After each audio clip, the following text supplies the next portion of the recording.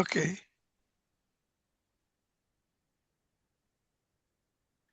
Okay, Assalamu alaikum wa rahmatullahi wa barakatuhu.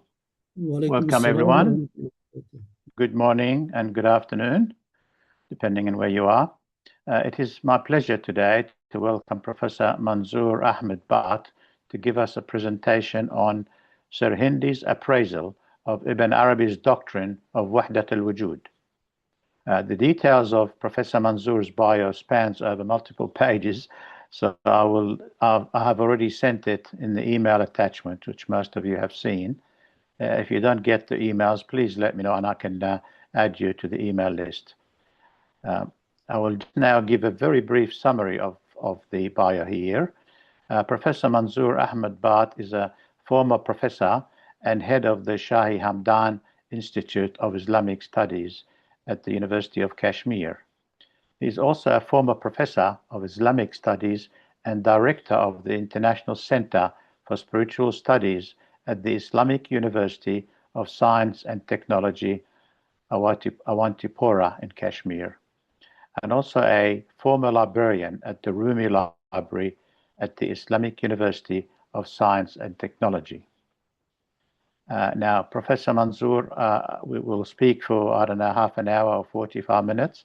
And then after that, we will open the floor for questions, comments, and discussions. Professor Manzoor, would you please go ahead? The floor is yours. نحمده ونصلي على رسول الكريم أعوذ بالله السميع العليم من الشيطان الرجيم بسم الله الرحمن الرحيم Assalamu alaikum wa rahmatullahi wa barakatuhu, and greetings to all the esteemed viewers who are present in the Zoom meeting this time. So my talk would be, I would like to be very brief. We have already wasted our 8 minutes. Unfortunately, my video could not play properly. So basically, my talk would be based on almost 4 segments. Number one, I would love rather to give a very brief idea about the career and doctrines of Sheikh Muhyiddin Ibn Arabi. Then I would switch over to the brief sketch of Sheikh Ahmad Sirhindi and his appraisal of Doctrine of Wahdat Al Wujud. Then also I may be sharing some of the views of some scholars who have also given an appraisal of both the theories, that is Wahdat Al Wujud as well as Wahdat Al Shuhud. So with this brief introduction, I would like to go ahead. That naturally I have to start with Sheikh Muhyiddin Ibn Arabi. So, but my talk would be the talk of a learner, of a student, not an expert on the subject. So that way, later on, there can be some scope, there can be some difference of opinion. So there is always scope for difference of opinion. We can agree to disagree on certain accounts, but only one thing which is very important, that is the ethics of disagreement. So we find that, as all of you know, that Sheikh Muhyiddin Ibn Arabi, he was born in 1165 in the east of Spain, and his genealogy can be traced to the tribe of Tai, to which the very great philanthrope Hatam Tai belonged. We find that Sheikh Muhyiddin Ibn Arabi, at the age of 8 years, he traveled to Portugal. He got his early education from Sheikh Abu Bakr bin Khalaf there. Then he moved to other places, and he was blessed with the guidance of scholars like Ibn Zarqun, like Abdul Haq al-Ishbili, Yusuf bin Khalaf, Saleh al-Adawi.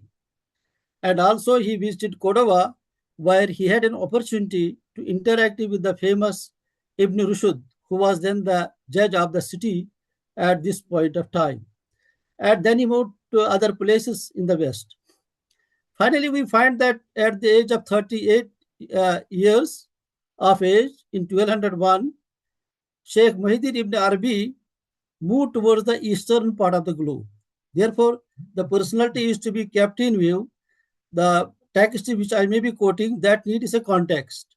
So because studying text without context would not be proper, so far as my understanding is concerned. Then he moved to the eastern part of the globe at the age of 38 years. And the reasons are different, which have been given by many scholars like that. Partly he wanted to go for the pilgrimage, and partly that Malikite theologians in the West were slightly intolerant towards new ideas, towards new theories. So comparatively at this point of time, that is, we are talking of 13th century, beginning of 13th century, the eastern part of the globe was comparatively tolerant towards new ideas, towards new theories. He went to Egypt, then he visited Jerusalem and even to Mecca, and he had the opportunity at Mecca even to deliver lectures for some time. Then also to Baghdad and Asia, and finally Sheikh Muhyiddin Ibn Arabi, he got settled at Damascus, where he spent the rest of his time, and finally his demise took place there in 1240 and was buried at the foot of Mount Qasim.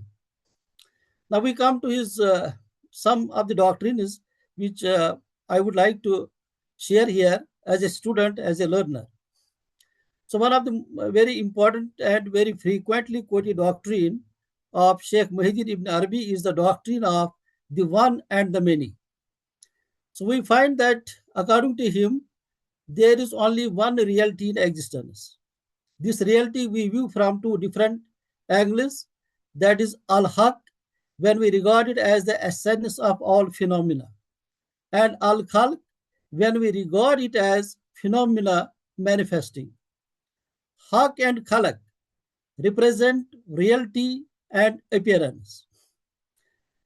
The one and the many are only names for two subjective aspects of one reality.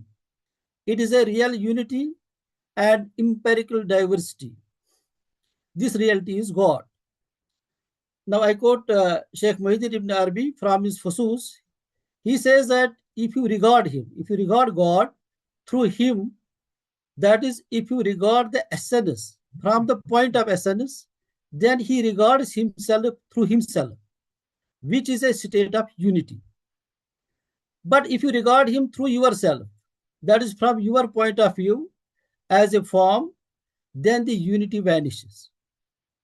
Then he continues and says that unity has no other meaning than two or more things being actually identical, but conceptually distinguishable, the one from the other. So in one sense, the one is the other, and in another, it is not. I quoted from his Futuhatul Makkiyah. Multiplicity is due to different points of view, not to an actual division in one essence. This is from his Fusus. Now we find that Sheikh Muhyiddin Ibn Arabi sometimes distinguishes these two aspects, one and many, on logical grounds. For example, he says, the manifold existence in the external world are contingent, temporal, dependent for their existence on something which must be of necessity, be self-subsistent, eternal, independent, and necessary. Now to express it in the theological language, Sheikh Muhyiddin Ibn Arabi says, the one is al-haq, that is the God, the real God. The many are khalaq, that is created beings, or the what we call as phenomenal world. The one is the Lord, the many are slaves. The one is unity, that is Jama, the many are diversity, that is Farq. So there is Wahdat fil Kathrat, that is unity in diversity. The relation between one and many is also explained by Sheikh Muhyiddin Ibn Arabi by means of metaphors. The metaphor of the mirror and image, which also is being used by Sheikh Ahmad Sirhindi in his Bhat Shahud, so which is closely allied to the object and its shadow. And we find that people are of the opinion, most of the people are of this opinion, that Sheikh Ibn Taymiyyah, he was not in favor of Sufism, he was not in favor of Tasawwuf, and that he has contested the Wahdat Al Wujud theory of Sheikh Muhyiddin Ibn Arabi. But I have a different take on this issue. When we refer to Majma'ul Rasail of Ibn Taymiyyah, I quote him here, he speaks and he gives his evaluation of the Doctrine of Wahdat Al Wujud as propounded by Sheikh Muhyiddin Ibn Arabi. I quote it.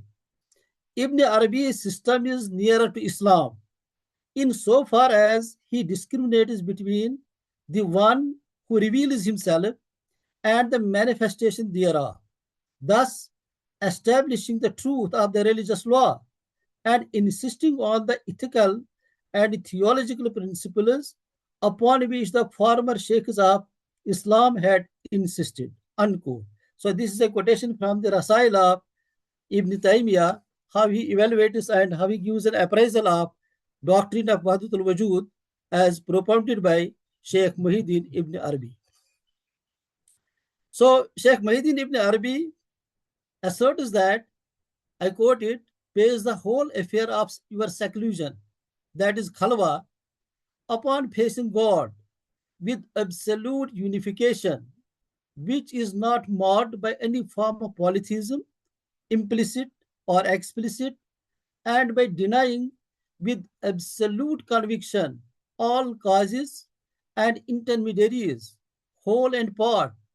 For indeed, if you are deprived of such tawheed, you will surely fall into polytheism. Here I have a reference to his Risalatul Khalwa, which is also known as Risalatul Anwar. So according to Sheikh Muhyiddin Ibn Arabi, reality is an essential unity, but it is also a duality in so far as it has two different attributes. That is Al-Haq, God, and Al-Khalq, that is universe. Now Sheikh Muhyiddin Ibn Arabi also speaks of two species of being. Number one, the absolute, that is divine, which is of divine nature, which is in essence and of divine essence, and which is unqualified. Then a relative, so that he refers to phenomenal world. So he says that depends upon the attributes, accidents, and time and space relations. According to Sheikh Muhyiddin Ibn Arabi, so far as I already at the very outset I mentioned that I am speaking as a student, as a learner, not as an expert on the subject. So I find that Sheikh Muhyiddin Ibn Arabi says that intuitive knowledge of the mystic reveals nothing but absolute unity, which he identifies with the doctrine of Tawheed. The Muslim doctrine of Tawheed starts with the belief that there is none worthy of worship other than God. But under deeper consideration, it assumes the form of the belief that there is nothing in existence but the God. Now again quote Sheikh Muhyiddin Ibn Arabi, he asserts that the one is a real being and the phenomenal world is its shadow, having no reality in itself. The duality and multiplicity are illusory. They are due to our incapacity to perceive the essential unity of things. From here, I would now switch over to Sheikh Ahmad Sirhindi. So we know that his early education, he belonged to the 17th, 16th, and 17th century, Sheikh Ahmad Sirhindi in India. So he got his early education from his father, Sheikh Ahad Faruqi. And then he went to Sialkot. There he studied under Maulana Kamal Kashmiri. And after that, he had interaction with one more scholar of Kashmir. His name was Sheikh Yaqub Sarfi, who was a profound scholar who has written commentary of the Quran, annotation of Sahih Bukhari, and many works are to the credit of Sheikh Yaqub Sarfi.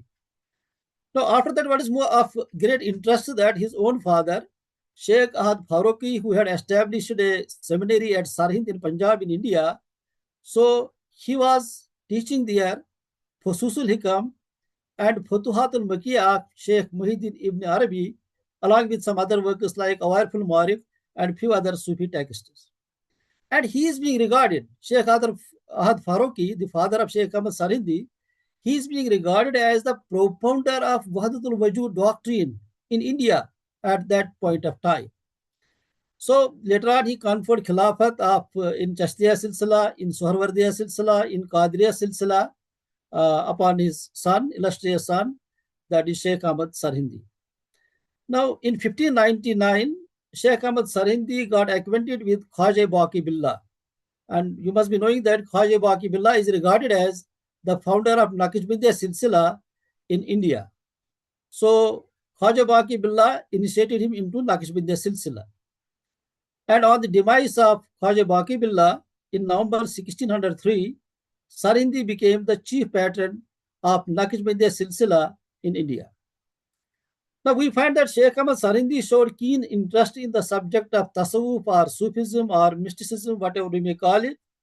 And the most important source, although he was a prolific writer, but the most important source to learn about his explanation of his philosophy and his response to the Wahdat Al Wujud, that is his maktubat. He has written almost 526 maktubat, letters, which have been compiled under the title Maktubat-i Imam Rabbani in 3 volumes. Now, in these maktubat, we find that Sheikh Ahmad Sirhindi, besides other aspects, he deals with various themes of Tasawwuf there. He deals with the philosophy of Tasawwuf. He deals with some important practices of Sufis. And his most important response is his response to the Wahdat Al Wujud doctrine.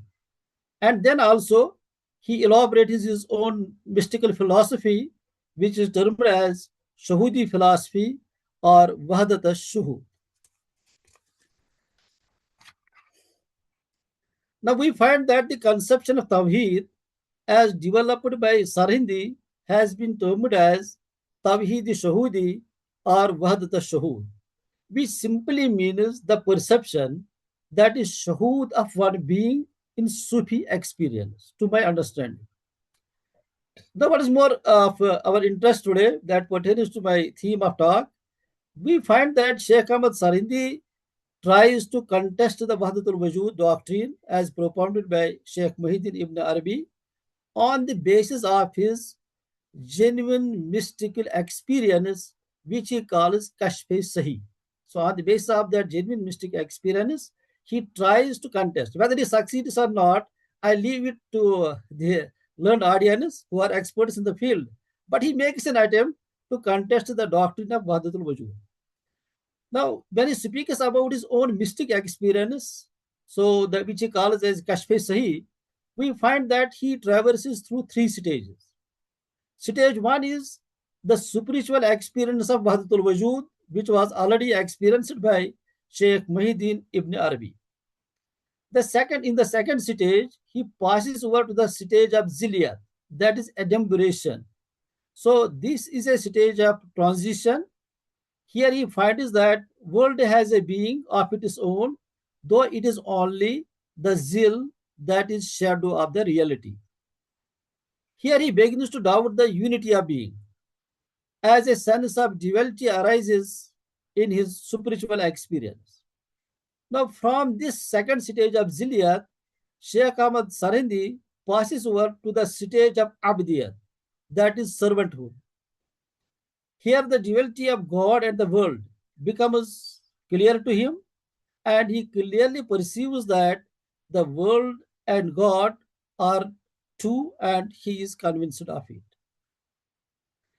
Now, we should be ready to accept the critical appraisal also. I think that the audience are mature enough to accommodate even the, as I mentioned at the very outset, the difference of opinion. There is always to be scope, and we should be ready to accommodate the different views. And Sheikh Ahmad Sirhindi Rahmatullah says that Wahdat Al Wujud is not the Tawheed of prophets. He gives 3 arguments for this. Why he does not regard Wahdat Al Wujud as the Tawheed of prophets? He says that prophets do not teach that being is one, but they teach that God is one. This is one argument. Second is, prophets do not say that nothing exists besides God, but they preach that there is no God besides Allah. And third point which he makes, he says that the prophetic religion is based on the premise of duality, which he calls Isnavniyat. That is, rather than the identity of God and the world. But how far he succeeds to substantiate this take later on, we will also try to learn that aspect also. Now we find that Sheikh Muhyiddin Ibn Arabi says that the world does not have the slightest touch of reality, and it is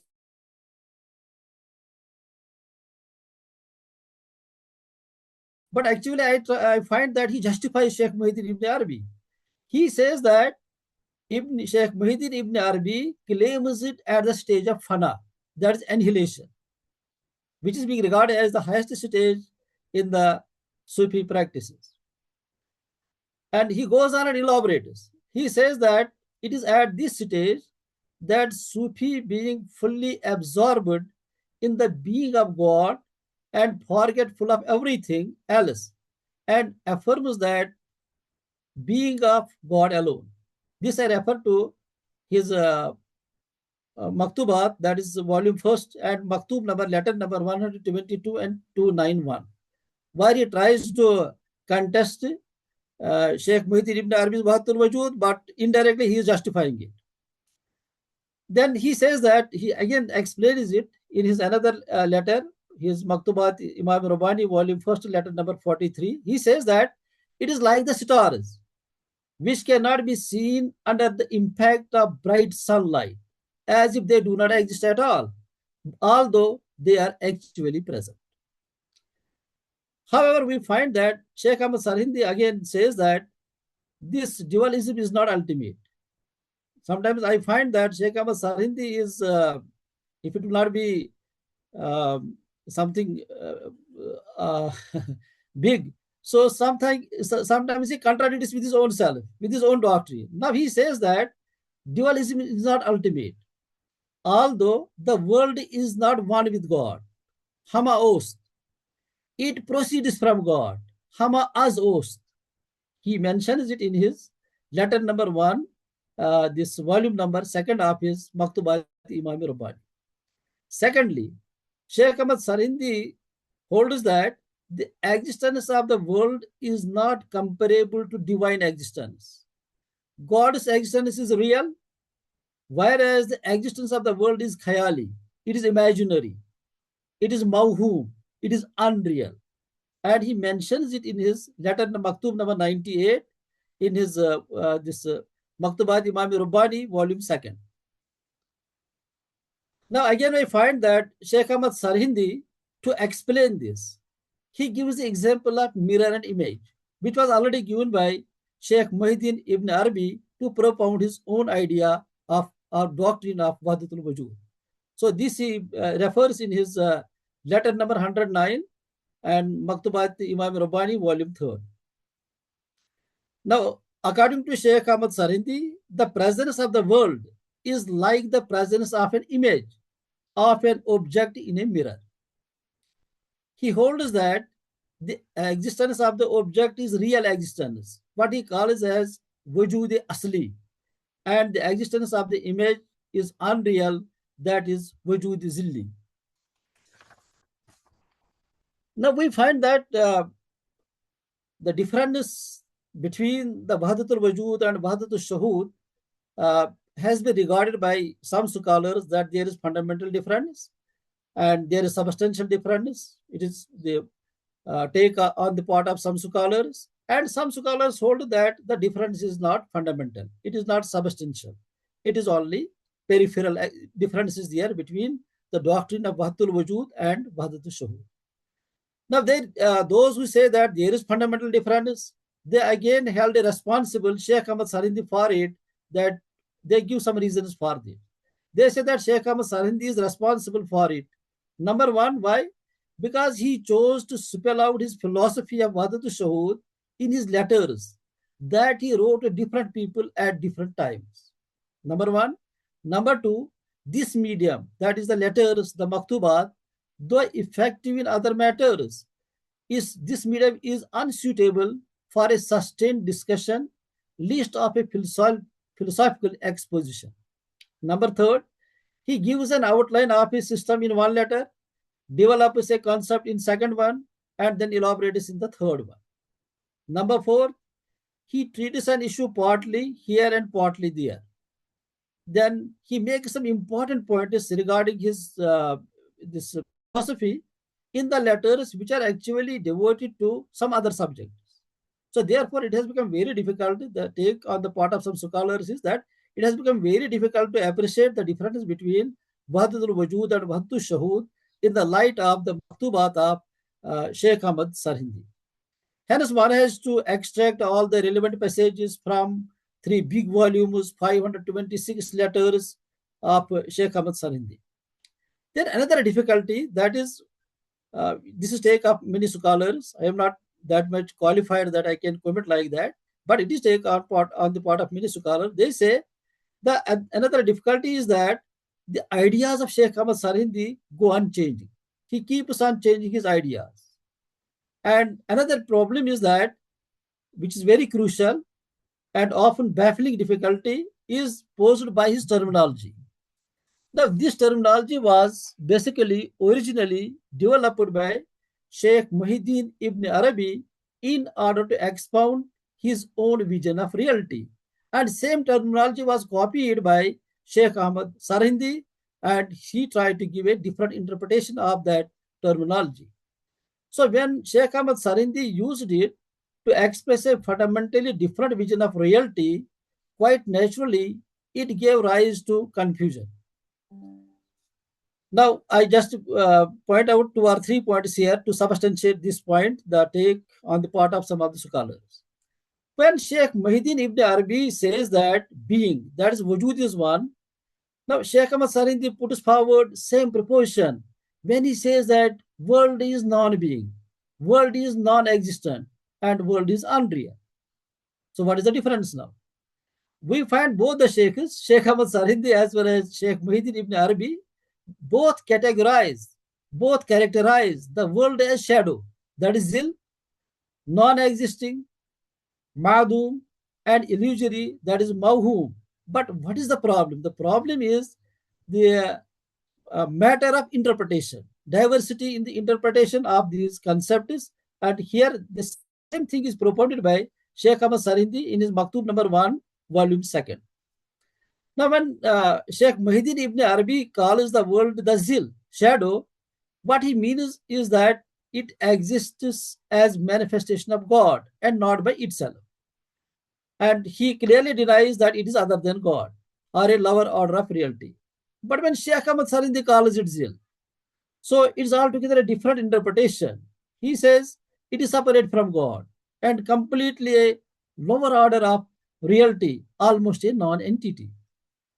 Now, similarly, we find that when Sheikh Muhyiddin Ibn Arabi says that the world is imaginary, it is khayali, and illusory, that is mawhum, he means that the world of common belief as an entity existing in itself separately from God is nothing but a creation of imagination and illusion. The reality is that it is one with God in a sense distinct, but essentially the same. Now, when Sheikh Ahmad Sirhindi says that world is imaginary, it is illusionary, he means that world exists separately from God, but it exists not with real existence like that of God, but with an unreal existence like that of an image in a mirror.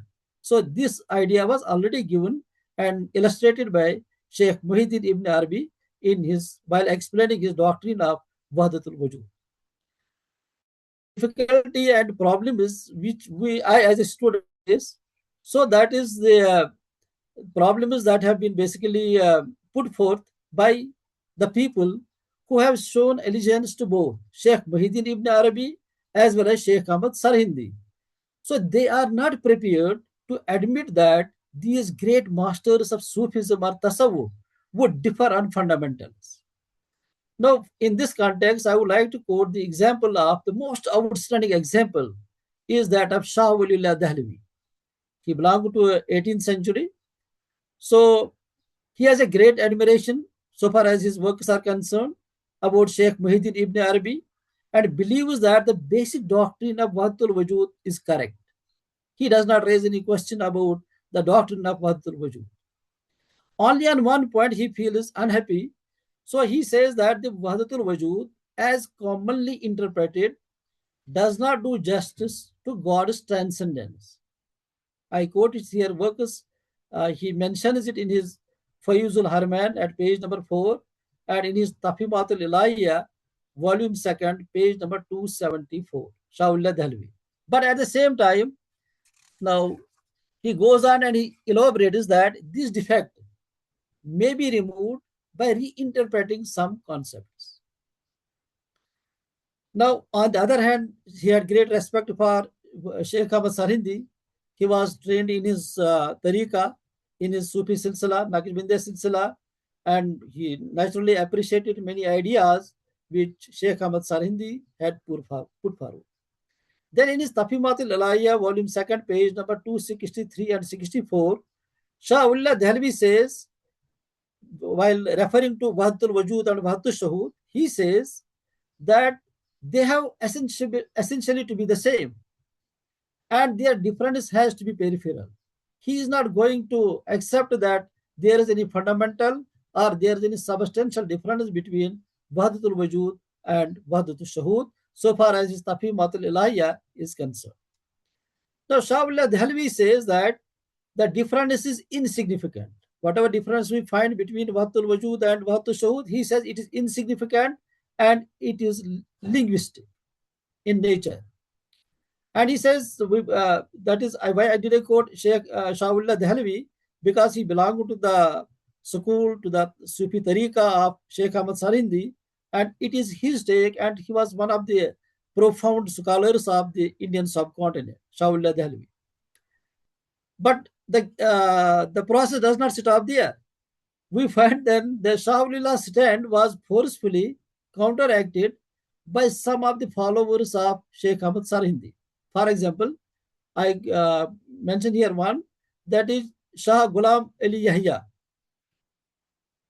So he was a disciple of Mirza Mazhar Jani Jana, and his demise took place in 1780.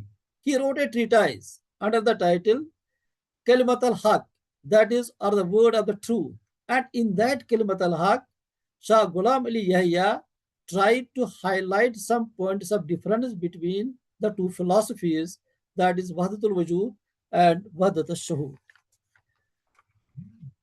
But we find that the candid repudiation of Shahullah's reconciliation between the doctrines, two doctrines, doctrine of Wahdat Al Wujud and Wahdat Al Shuhud, on the other hand, provoked a furious refutation of this work of Ghulam Yahya.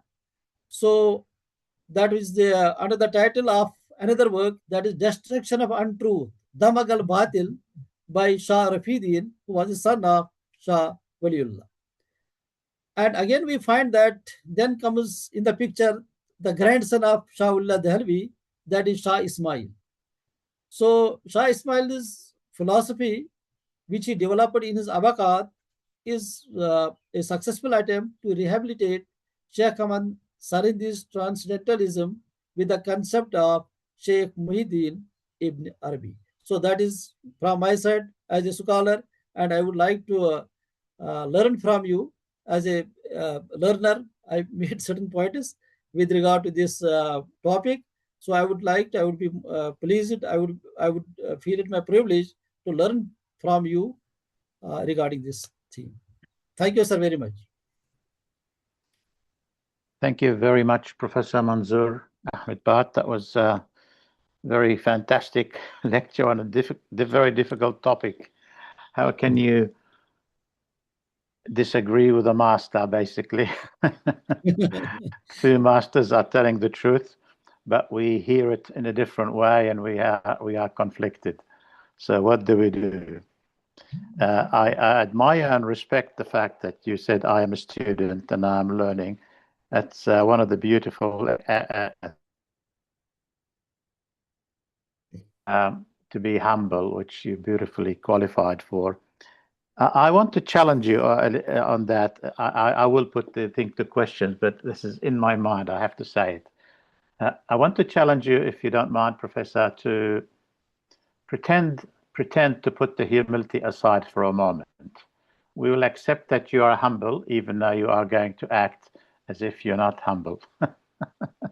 And the reason I'm saying that is because you have said many things, which I understand the difficulty with words and expressions and so on.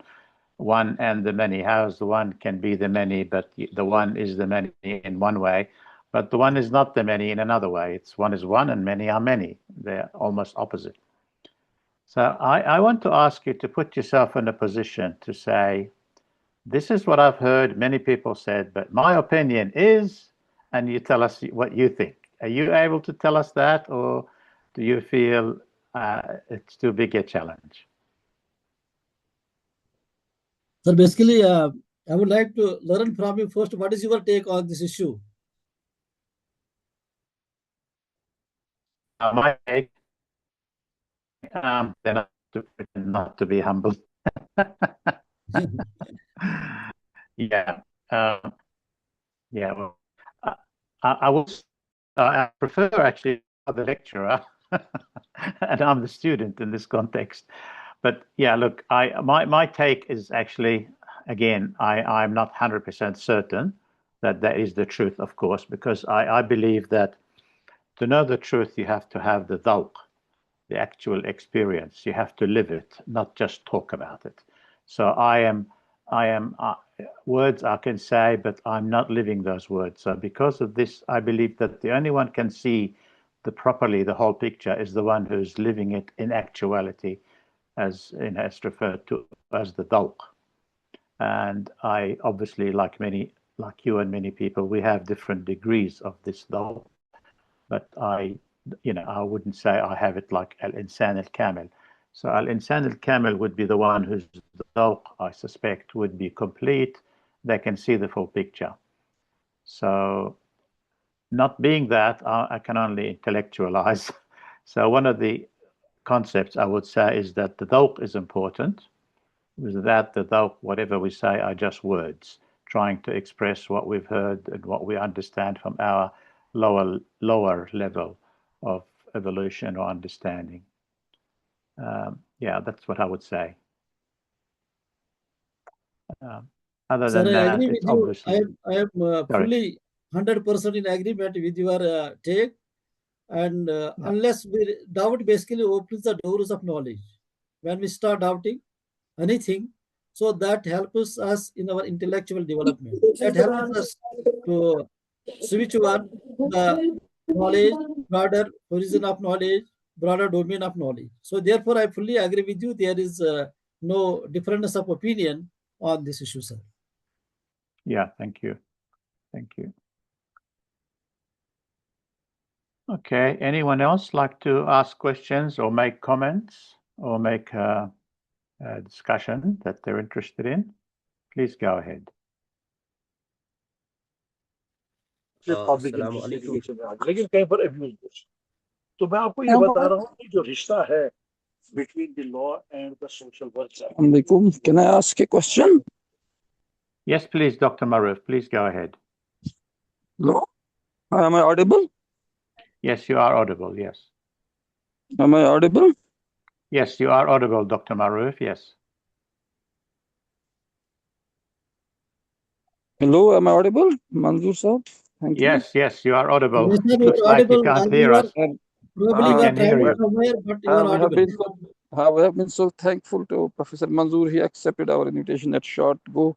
I would request him to, in future, he also remain available and especially in detail respond to the William Chittick's critique of this Sheikh Sirhindi's position in his article Wahdat Al Wujud in India. And there has been Professor Shujaul Haq. He has in detail refuted Sirhindi's critique of Ibn Arabi.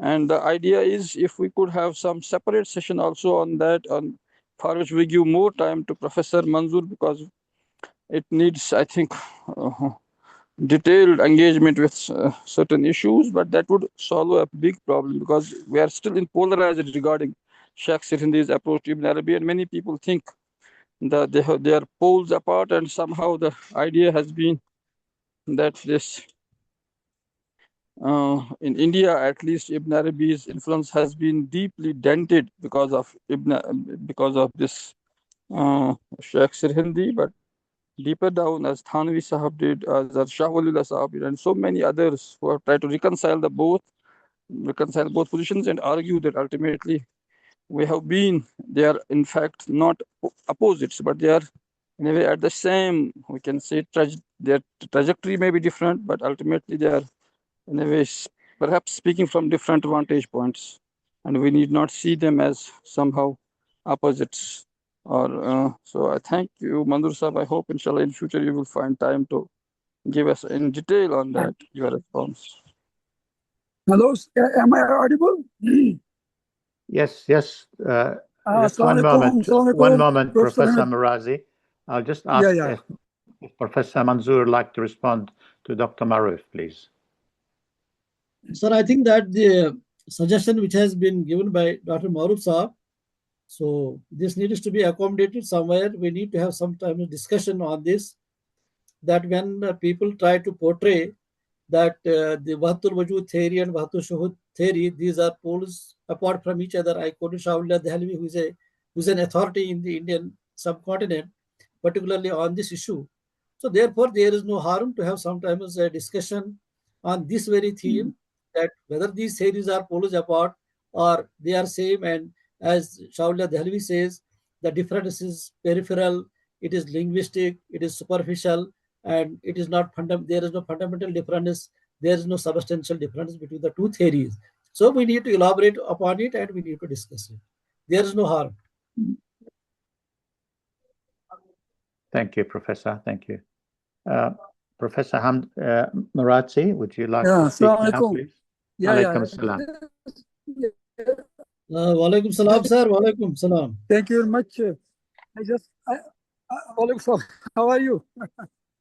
I am on the airport this time. I am going to Calcutta, but just I listened some portions of the lecture. MashaAllah, it was very good. It was very simple and very easy to understand for the common people. Although this Wahdat Al Wujud and Wahdat Al Shuhud is a very difficult subject, and very difficult to make others understand it in such a way as Manzoor Sahib has tried to do it. Just one point, which I wanted to explain is that Sheikh Ahmad Sirhindi is not talking about essence and admiration of the essence of God. He is talking about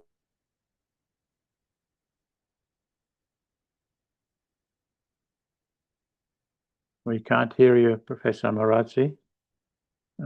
Looks like the airport is taking over.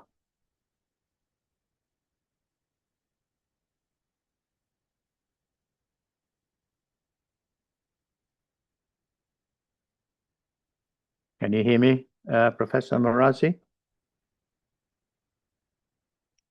Looks like not. Maybe until he comes back, would someone else like to speak, make a comment, or ask any questions? I have a question. Yes, Abrar. Assalamu alaikum wa rahmatullah. Alaikum assalam. As the Professor discussed about this Wahdat Al Wujud, one of the many conclusions of the doctrine of Wahdat Al Wujud is that I think is that only God possesses true independent existence. Everything else exists through God. The universe manifests God's name and attributes, but is not identical to God's essence. And I want to point out here something like when professors like Karl Marx, Jean-Paul Sartre, Graham Oppie doubt the existence of God. My point is that creation always questions the creation, like how and why were we created, and so on. And also, so for us, it is impossible to imagine or visualize things which are independent of existence, so we can't truly comprehend the God. So actually my question is, I don't know whether it fits the topic or not, still I'm gonna say it. uh, do we humans reflect the characteristics of God? Because when we see, as humans, we love good, we love the knowledge, we love the power, and God is good. God has the ultimate knowledge, God has the ultimate power. Also, when we say we should be thankful to God, because according to me, he shared his goodness, sort of goodness, with us humans. Godness, sorry, he shared sort of his godness with us humans. He made us immortal being, we are whether we are good or bad, and at the end we are gonna be in Jannah or Jahannam. for eternity. In this sense, we are immortal. So the question was, do we humans reflect the characteristics of God or not? Thank you, sir. Thank you, Abrar. Professor Manzoor, do you like to respond to that one? I would like to submit as a student that there are many attributes which are common to God as well as a human beings. God is Samiul Basir, we are also Samiul Basir. Similarly, there are so many attributes which are common to God as well as to the human beings. What is the problem? The problem is that our attributes have limited scope. And so far as God's attributes are concerned, so they are unlimited. They are not bound to time and space. We are bound to time and space. God cannot be held in some particular time and space. So he is above time and space. Our attributes are subject to accidents. Our attributes are subject to change. So God's attributes are not subject to change. That I think is they have the eternal value. Our attributes don't have the eternal value. That is my take on this issue, sir. Yeah, thank you.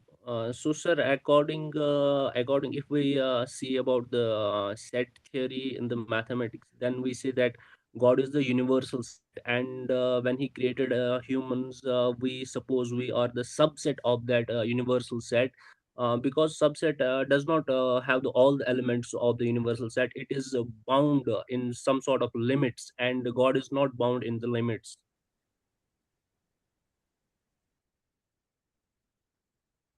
Yeah, God is not bound in the limits. You are correct in that sense. And so far as our position is concerned as humans, so our position of the whole universe is concerned. So we have the universe has limitations. We as humans have limitation. One of the creatures of the God, we have limitations, and these limitations cannot be applied to the zat as well as attributes or sifat of the God.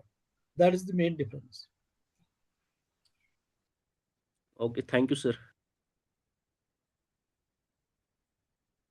I think, Abrar, if I may say something, a thought came to my mind while you were speaking and asking the question.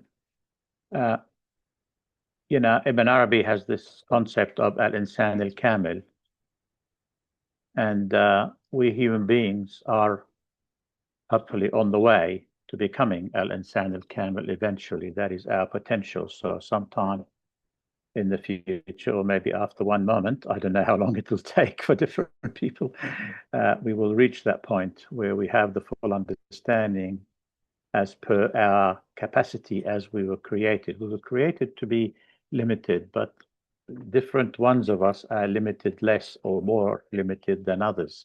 So hopefully al-insan al-kamil means we've reached the full potential where the limitation is least, and we have some element, maybe, I don't know how to say this, element of unlimitedness, because we will get as close as possible to the infinite, you know, because Ibn Arabi talks about ta'ayyun, and ta'ayyun is the point where manifestation starts. So it starts from the infinite, and it has the first level of finite, and then it goes further and further away from that. It becomes, you know, more and more limited as it goes down the scale. So we need to take into account this idea of evolution.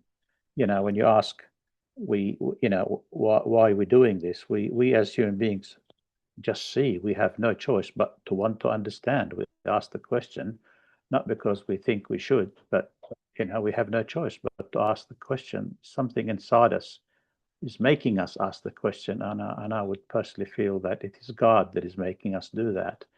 It is in the depth of our heart that the question comes from, and we are forced to ask it, which really means there must be a way of finding the answers, and that's the journey that we are, you know, all Sufis are talking about, moving in spiritual development by having more and more unveiling until somehow eventually the clarity is there in the position or station of al-insan al-kamil. I don't know, does that make any sense to you? Sir, we have one of the participants, Fazil Gulzar. He had texted some message over there. Basically, I would like to introduce him. He is working on the Sufi thought of Ala Hazrat, that is Raza Ahmad Khan Barelvi, who is being regarded as propounder of Wahdat Al Wujud in India. And he is making a comparative study of his thought, his philosophy of Wahdat Al Wujud with that of Sheikh Ahmad Sirhindi. Probably he has to offer something, some question or some comment. Fazil Gulzar, you can put forward your observation. Very good. Would you like to ask him or connect him with me, and we can organize for him to come and join us one time and see if he likes to come and give us a talk or a discussion. It will be my pleasure to invite him.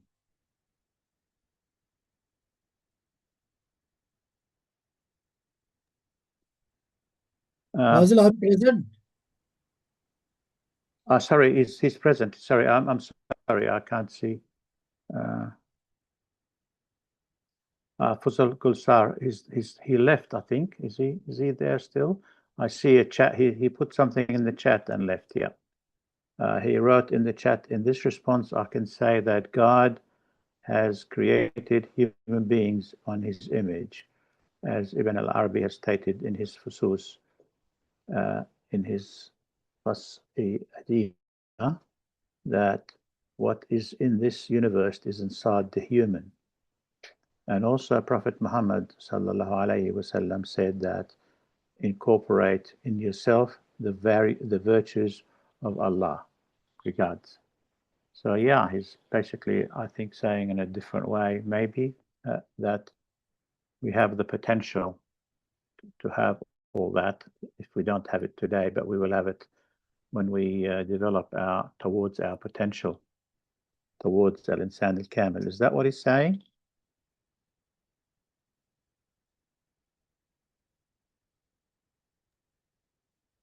Unfortunately, he had to leave.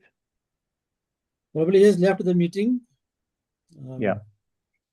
But maybe in some on some day we may give him a chance to help us to understand how Raza Ahmad Khan Barelvi, who is also known as Ala Hazrat in Indian subcontinent, who is regarded as the propounder of Wahdat Al Wujud doctrine.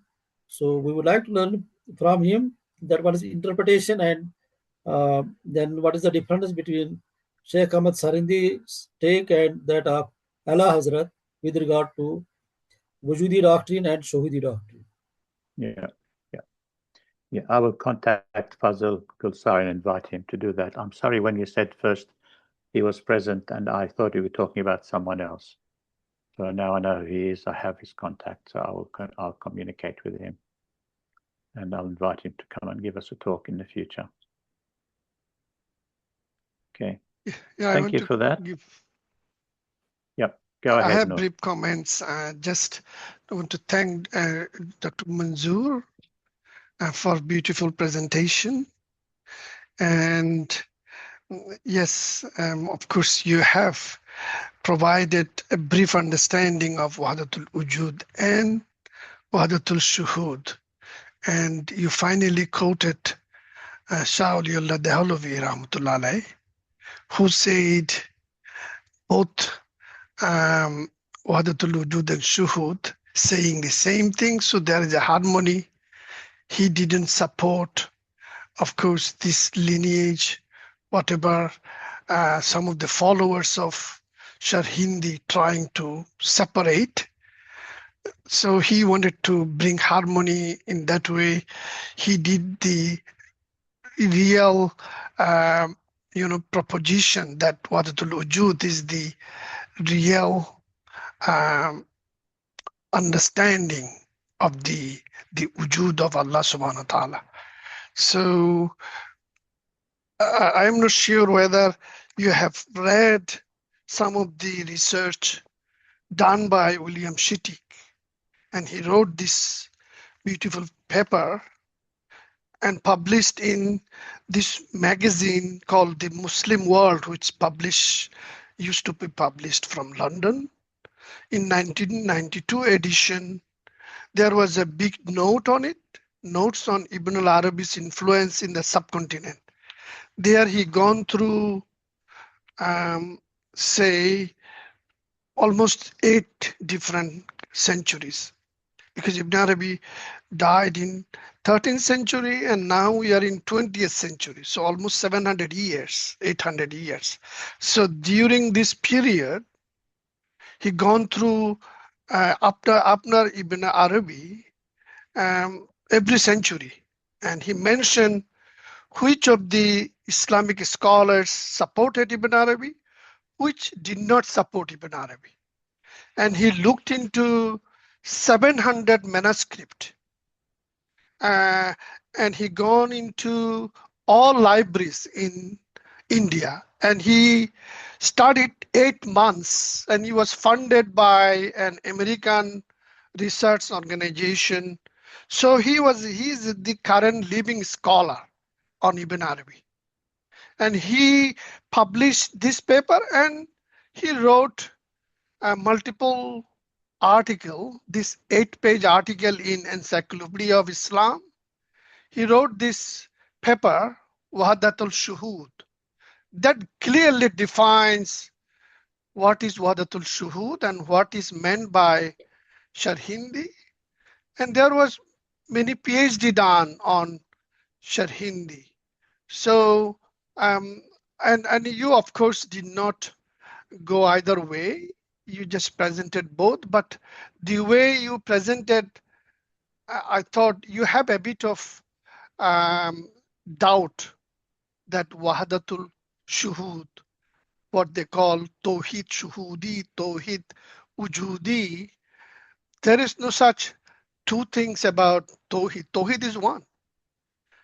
If there is no Wujud, there is no Shuhud. Wujud means existence. And there is no existence, how can you see it? Shuhud is a shahada, witnessing. So Wujud needed to be there to have the shuhud. And that's why in our kalima, not only we mention La ilaha illallah, we put Muhammad Rasulullah, who made us to see La ilaha illallah. And then we immediately say, Ashhadu an la ilaha illallah. Right? We immediately say, we shuhud, we witness. And then, of course, we say, Ashhadu an la ilaha illallah, Ashhadu anna Muhammad Rasulullah. So that's what the fundamentals of our Tawheed. So in that way, there is no Tawheed Wujudi and Tawheed Shuhudi. And the way in our some of the subcontinental, after some of the ulama, they're separating it. Tawheed Wujudi is bad. Tawheed Wujudi is Tawheed Shuhudi is good. The way I have read some of the kitab, some of the books, even in Bangladesh, I am originally from Bangladesh.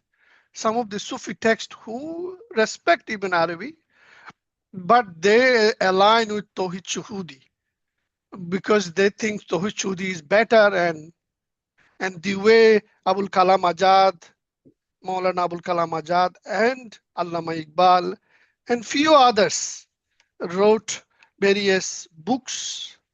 And they said that Akbar brought this Din Ilahi.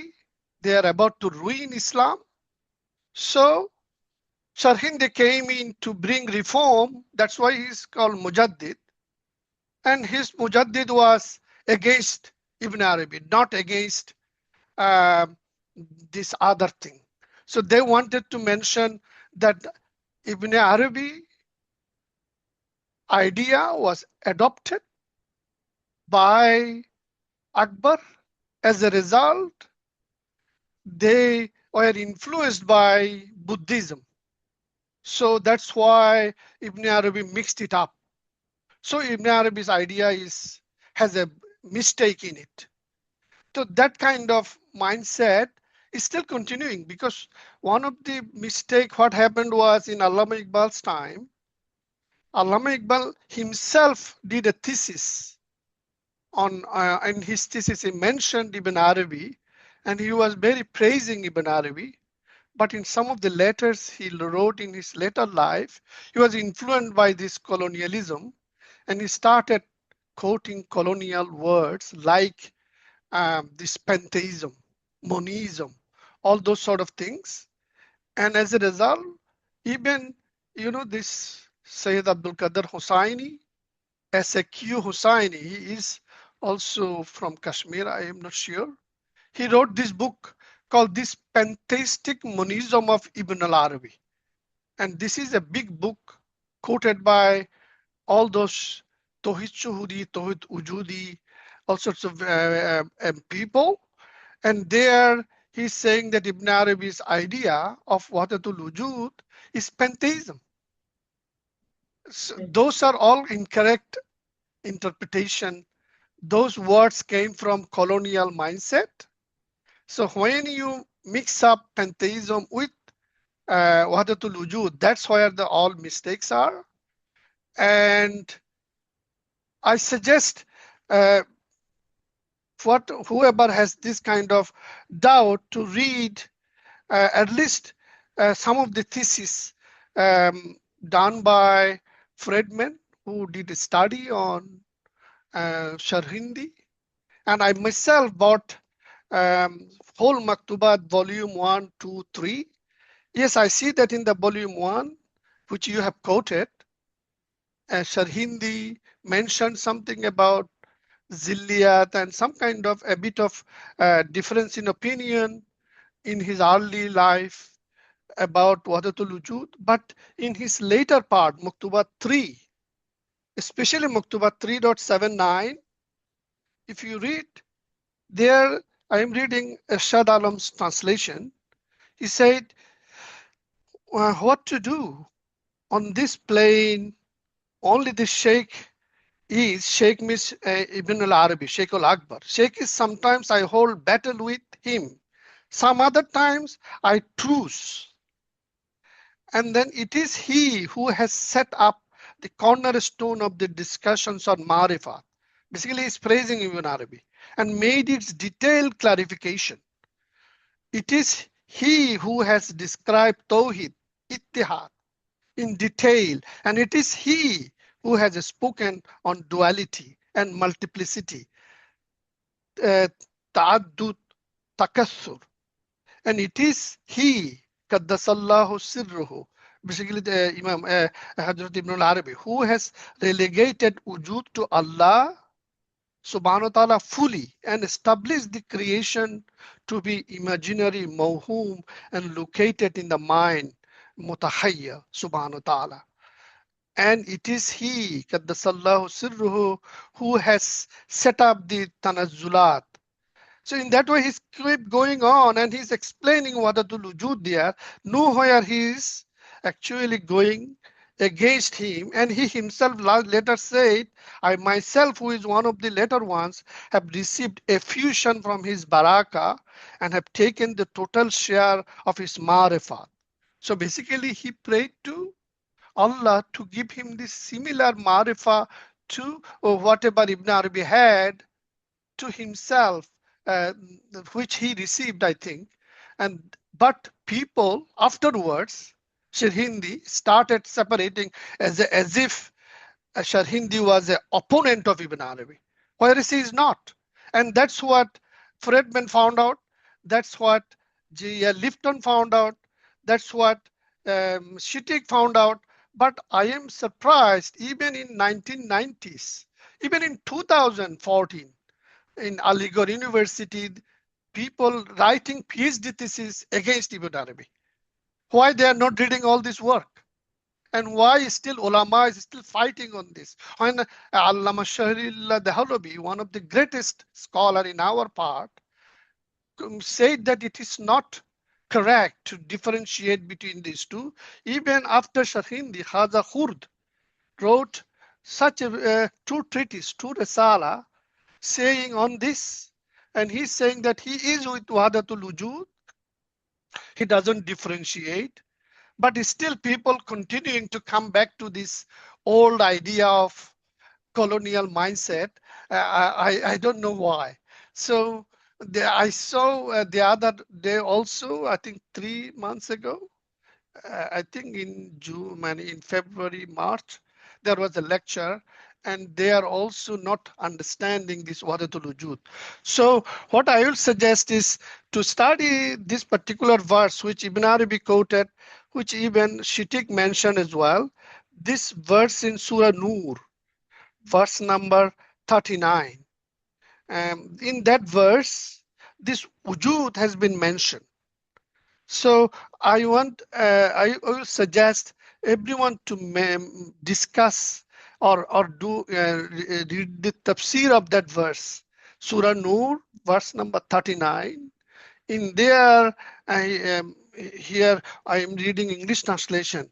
But for those who are bent on denying the truth, their good deeds are like a mirage in the desert, which is the thirsty, supposes to be water, until when he approaches it, he finds that it was nothing. Instead, he finds that God has always been present with him, and that he will pay him his account in full for God is swift in reckoning. In Allah Sariul Hisab. So that word that they go and seeking water in the mirage, but they find God there. وَوَجَدَ اللَّهُ لَهَا عِنْدَهُ. Allah is with him.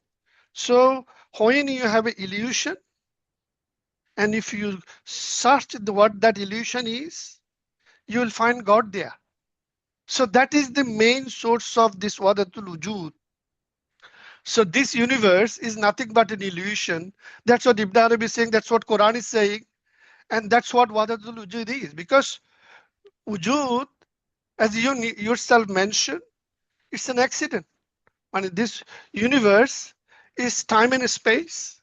And it's not absolute. Absolute is where Wujud Al Mutlaq is. And that is what God is. And that is God's Jad. And Ibn Arabi clearly saying, Huwa mustawla ala batini kulle shahidin. So or kulle zahirin. Huwa mustawla ala batini kulle zahirin. Everything zahir manifest. Allah is present in a hidden way, whole sway over everything. So that's what Allah is. Allah is hidden and also manifest. Allah is immanent and transcendent. If you are dividing, just say immanent, then you are taking half of it. This discussion Yusuf Amin very clarified in the last lecture very beautifully. So what I would suggest is this wududi and shuhudi, this particular aqidah type of thing, the way they are saying, is not even aqidah, it's a masala. So I think Ashraf Ali Thanavi very fully clarified on this. It's not aqidah, it's a masala. Masala is basically a clarifying some idea which is not clear in our mind to study it. So some people take it as an aqidah, and that on that basis they say that whoever believes in Tawhid Wujudi, they are kafir. And some people say that because they consider it as an aqidah. So that's what I wanted to comment on. Sorry, I took long and trying to comment on this. Thank you, Noor. Yeah. Thank you, Noor. Yeah. Sir, it is okay, but I would like to add here that even one of the teachers of Sheikh Ahmad Sirhindi, I mentioned his name here, Sheikh Yaqub Sarfi, who was a Kashmiri, was a great scholar. He has written commentary on the Holy Quran under the title Matlabul Talibin fi Tafsiri Kalami Rabbil Alameen.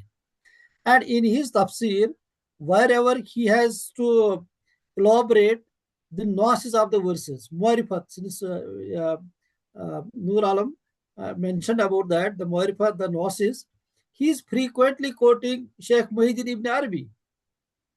And he is being regarded as the Ra'isul Muhaddisir, Sheikh Muhyiddin Ibn Arabi. So that is not the case. Basically, we are also, our mind is in a state of learning, in a state of evolution. With the passage of time, we learn. With the passage of time, new terms are coined.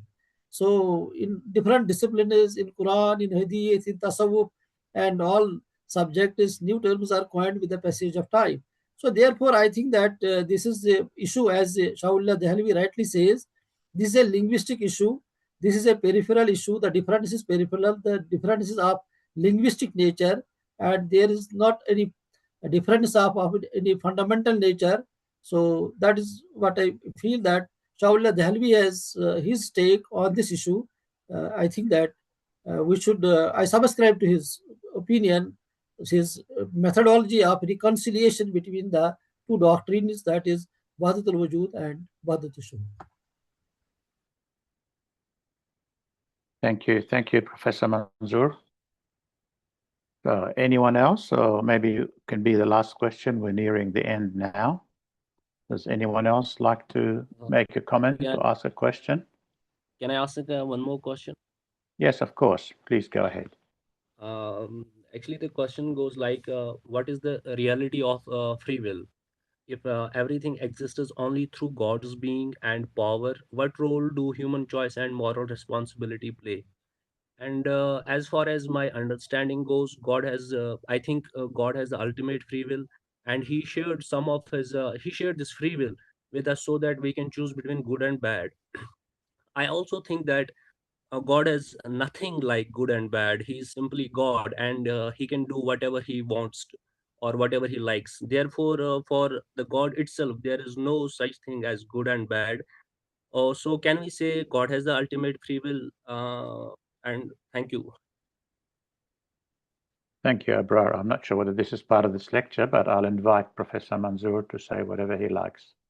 Please, Professor. I would like to, in this regard, I would like to respond to Abrar Yusuf Saab's comments. So basically, I would like to quote two verses from the Quran. At one place, we are being told that Allah has given us choice, imma shakura wa imma kufura.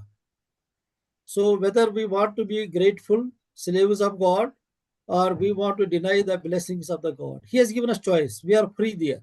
So inna hadainahu sabila imma shakira wa imma kufura. And what was the job of the prophets? Job of the prophets was only this, to tell us what is haq and what is untrue, what is truth and what is untrue. Similarly, we have another verse in the Holy Quran. God says, "Falhamaha fujuraha wa taqwaha," that I have given you both. These things are hidden with us. That is, we can do the righteous actions, the pious actions. We can be pious people, and fujuraha, that means we can go to the immoral side of the life. So God has given us choice there. But only what was the mission of the prophets was to tell us that if you follow the straight path, if you follow the Sirat-e-Mustaqim, so what you are going to yield out of this. And if you deviate from the Sirat-e-Mustaqim, so what will be the consequences? They have informed us, they have warned us, the prophets were Bashir, that is giving Basharat, giving glad tidings to the people, and at the same time, they were Nazir, that is, they were warning the people that if you take a wrong path, what will be the consequences. So there we have the choice. It is established in the Quran that in this regard we have the choice, but somewhere we are not. We have not a choice. Suppose, so far as our death is concerned, so far as our birth is concerned, there was not. It was not our choice to come to this world and be born in Australia or Kashmir or America or somewhere else. Same is about our death. Nobody wants to die, but we have to die. That is a fact of the life, and it is in the knowledge of the God that when we are going to die, how we are going to die. So therefore, there are certain things where choice has been offered to the human beings. They can exercise the choice. God has given us the potential that we can do right things, we can do wrong things. It is attested by the Quran. Both things are falhamaha, fajuraha, wa taqwaha. It is here. So therefore, in certain aspects, we have the choice, and somewhere we don't have choice. So there are people who have written a lot of books have been written about the free will and destiny.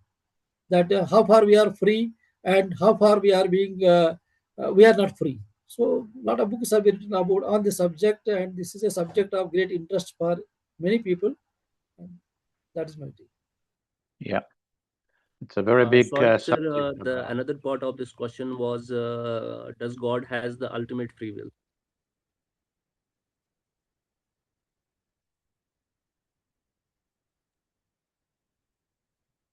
Abrar Sahab, basically the God has ultimate free will. So nobody is going to stop him. Nobody is going to create hurdles in his will. Huwa ala kulli shay'in qadir. Inna Allah ala kulli shay'in qadir. So he has power on everything, but he has given, because basically in the akhirah, if everything is pre-decided, so we are not given any kind of choice. So what is the fun of judgment? What is the fun of the judgment then? Then everything is predestined like that. So therefore, God, nobody, we are not going to curtail the powers of the God, but God can curtail our powers. He has the authority to curtail our powers, but we don't have any authority to curtail the infinite powers of the God. But sir, I want to add the point here. I think the good and bad existed when God created this universe, like from the existence of the Big Bang, when Big Bang happened, and since then this good and bad existed. So when we consider God in itself, like before the Big Bang, there was nothing like good and bad. So how can we say that God has the ultimate free will, because there was no choices like good and bad? Basically, I think if you refer sorry. to Sheikh Ibn Arabi, he says that it was contingent upon God to create the universe. So far as the manifestation of the laws of God are concerned, there are the directions regarding Amar bil Ma'ruf and Nahi anil Munkar. Where you could practice this Amar bil Ma'ruf and Nahi anil Munkar, if there would not have been the universe. So therefore, this universe was created for this purpose. So, and then we are being informed that if we follow the right path, what will be our fate, and if we follow a wrong path, what will be our fate. So that for that purpose, messengers were sent, reputed to inform us about it. Actually, my question was, before the existence of this universe, there was no things like good and bad. There was nothing like choices. So my question was, if there was no such choices, then how can we say that the God has the ultimate free will? The thing is, God created the world, the creation. So the good and bad are relative, and they belong to the creation, to those who are created, in the relative world. Whereas God is absolute. With absolute, there's only one.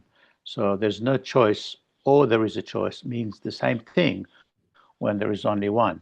So in the Hadith al-Qudsi, it says God created the world because He loved to be known. So that's the reason He created it. We can say it's a choice, you can say it's love, you can say whatever. So He decided what is right and what's wrong in the way He created the world. So it's not really up to us. The only choices we have, which we do have choices, but they're limited. We can decide to plant the orange seed and we'll get an orange tree. We can decide to plant an apple seed, we get an apple tree. We can't break that rule, which is part of the creation, you see. So really we are limited. We have options, not actual unlimited or ultimate choices. We can't put the seed of orange and get an apple, and we can't even, without planting anything, just go like this and you have an orange, if you have ultimate. So the choices that you're talking about of freedom or free will, they are at different levels. They're limited, and I think when a person evolves towards the station of al-insan al-kamil, as we go up this level of evolution, our capacity for choice increases. There are more things we could do as we get closer and closer and closer and closer to God. Whereas before that, when we are lower and lower, our choices are a lot more limited. So we certainly cannot say we are God. Otherwise, if you say that, I will say, okay, you create a world and show me that you are God. Yeah, can I add to Abrar's question? Yeah, or you're done? Yes, please. Just of a course, quick no, response. Please, yes. Quick response, Abrar. Those are very good questions. That means Yeah. your mind is asking, and you want to know the truth. That's a beautiful mindset. If you start from there, you will find him. Because as I mentioned, in Quran, it says that when you are actually looking for what you need, which is you're thirsty of knowing him, knowledge. So he's saying that if you are looking for him, you will find him there. So when this illusion happens, you'll keep searching for it, you'll find him. Now, your response is free will. You don't have a will for choose your body color, your physicality. But your heart, when you landed in this world, it came as a pure. When as a child, you are pure. But conditioning, your environment, made it what you are. Your education, your society. And that's where you have the choice. So you can go back to him. He sent you here, but you are destined to go back to him. When you get to him, your outer part will be left behind. But your inner part, which is your ruh and your soul, your nafs, those two things will go back with you. And if you go with a pure heart, then you are successful. That's what God is saying. Successful in the sense that you'll be immediately gone into the place you came from. But that's the choice you have to make, good and bad. And also you are saying who created the good and who has created the bad. Those are Allah's names. Ya Kahar, Ya Jabbar, those names are called Jalal names. And Shaitan is created part of that Jalal names. Shaitan is the creation. It's not that God and Shaitan is the opponent of God. Shaitan is also a follower of God. Shaitan is doing whatever is created to do. He's here to give us all the tantalization, all our, whatever our nafs want, to make it look good to you. Nahiyanil munkar, the one Professor Manzoor said, and that munkar, that negated things, look nice to us, and that's how Shaitan invoke and give us whispering. So if your heart is pure, you can push it away. But if your heart is weak, you know, falhamaha fujuraha wa taqwaha, the one two and good and bad both comes to you in inspiration. Which way you choose is where your heart is aligned to. If your heart is aligned to good, you will always be able to do good. But if your heart is aligned to bad, you will be drawn to all the bad. The bad means whatever your desire, your ego part wants, you will be pulled towards it. So that's where the choice is. That's where good and evil comes from. So at the moment in the whole world, the world is grabbed by love of power. You know, want to be powerful and rule the world the way Israel is trying to rule, or America is trying to rule, not the good thing they want to do for the humanity. But that doesn't mean that God doesn't exist. Because some people say, why, if God is there, so much killing of children, these innocent children, what they have done? They didn't do any false or anything bad. Why God is punishing them? If God is there, is God punishing them? No, it's part of the God's, those names, Jabbar, Kahar, that's manifesting to us so that we can know his mercy, his forgiveness, those sort of quality. So those two parts we need to understand, and the more you read it, the more you will understand. That's what my request will be.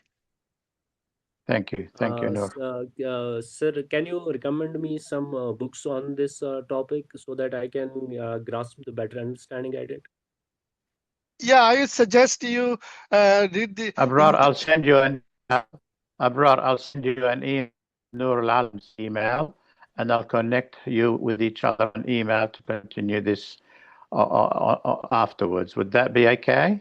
Is that okay, Noor? Yes, sir, absolutely. Yes, it will be good. Yeah, Okay. You read Shittik's book. We'll do that. Yeah, Shittik wrote a book called In Search of the Lost Heart. just read that book. Or I'll send you his another book, which is the beginning, understanding this repose, how you can have a repose in your heart. Repose means peace. Thank you, sir. Thank you. Yeah. I'll No, connect you and you continue onwards with that. Yeah. All right. Thank you very much. And thank you. So, Professor, did you want to say anything before we conclude? Professor Manzoor? Sir, I want to express my deep sense of gratitude to you, and particularly to Dr. Maruf Saab, who it was basically in compliance to his advice that I had an opportunity to meet very beautiful and very excellent people, the galaxy of scholars like you. So I should express my gratitude to Dr. Maruf Thank you, also, Professor. that he provided me this opportunity. Rest, there is nothing from my side. Thank you, sir, very much.